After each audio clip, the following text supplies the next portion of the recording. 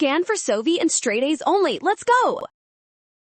Position versus time graphs hide velocity in the slope, and this one becomes super fast to decode once you track how that slope changes over time.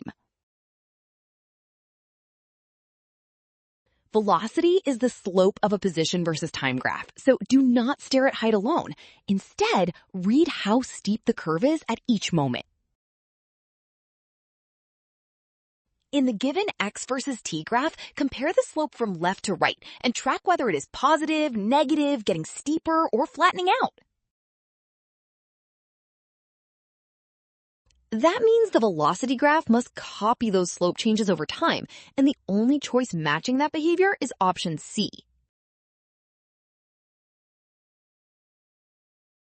Well done! Option C. Scan now, watch signs, and avoid rush. Trust the given graph and check slope steps before choosing velocity.